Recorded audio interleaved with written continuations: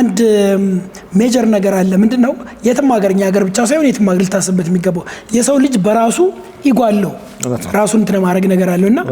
ሁለት ባንኮች ሶስት ባንኮች ሲዋሃዱ ሶስት ባንክ ሶስት ሲዮ አይኖረው ሶስት ባንክ ለምሳሌ ያንዳንዱ ጋር 10 ቦርድ ቢኖር 30 ቦርድ አይኖረው 10 ብቻ ነው የሚኖረው ስለዚህ የነዛ ቦርድ የነበሩ ሰዎች ላይሆኑ ይችላሉ ማኔጅመንት የነበሩ ሰዎች ላይሆኑ ይችላሉ ስለዚህ ትልቁ መታገል ያለብን ሼርሆልደሮችም ቦርዱም ማኔጅመንቱ መታገል ያለባቸው ኢጓቸውን ለጊዜው ትተው ለሼርሆልደሩ ሲባል የራሳቸውን ነገር መተውና ለምሳሌ እኔ የአንድ ባንክ ሲኦ ኮንኩ መርጅ በሚደረግበት ጊዜ ላልሆን ይችላል ይሄን ዓለም አስቀድመን ጭንቅላታችን ማዘጋጀት ከመጀመሪያው ዝግጅት ስለዚህ ይሄ ሳክሪፋይስ ነው ያ ምናየው ነገር ነው ይሄ ትግል ያጋጥመናል ይሄ ትግል ደግሞ ኢትዮጵያ ውስጥ አይደለም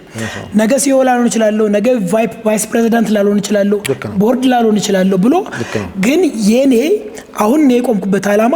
የሼርሆልደሮቹን ጥቅም ለማስጠበቅ ስለሆነ ለሼርሆልደሮቹ ጥቅም እስከሆነ ድረስ የኔ ፖዚሽን የኔ ክብር ይቅር ማለት ብቻ አለበት